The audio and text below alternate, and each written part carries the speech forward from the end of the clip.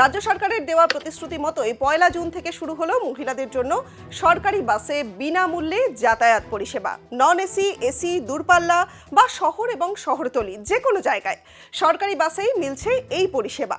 ফ্রিতে টিকিট পেয়ে খুশি সকলেই। কারো মুখে শোনা গেল আবার ওমেন এম্পাওয়ারমেন্টের কথাও। গরমের ছুটি কাটিয়ে স্কুল শুরু হলো বন্দে মাতরম গান দিয়ে। রাজ্যে পালাবদলের পর ক্ষমতায় বিজেপি। মুখ্যমন্ত্রী শুভেন্দু অধিকারী তিনি জানিয়েছিলেন আগেই যে রাজ্যের সমস্ত সরকারি স্কুলে এবার থেকে ক্লাস শুরু হওয়ার আগে গাইতে হবে বন্দে মাতরম। রাজ্য সরকারের নির্দেশ মেনে প্রার্থনার শুরুতেই দেশের জাতীয় গান বন্দে মাতরম গাইলেন স্কুলের শিক্ষক শিক্ষিকা সহ ছাত্রছাত্রীরা।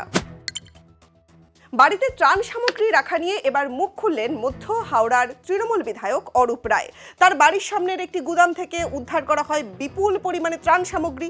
এলাকার মানুষ অভিযোগ করেন যে সরকারি ত্রাণ মানুষকে না দিয়ে পাচার করা হচ্ছিল। আর সোমবার সেই সমস্ত অভিযোগ খারিজ করলেন তৃণমূল বিধায়ক অরূপ রায়। শপথ গ্রহণ পর্ব মিটতেই এবার হাওড়াবাসীর জন্য বিরাট বড় উপহার এবং মাস্টার প্ল্যান ঘোষণা করলেন নতুন মন্ত্রী উমেশ রায়। সোমবার শপথ নিয়েছেন তিনি এবং তারপরেই ক্যাবিনেট মিটিংয়ে হাওড়ার সমস্ত সমস্যার কথা তুলে ধরে সমাধানের আশ্বাস দিয়েছেন মন্ত্রী।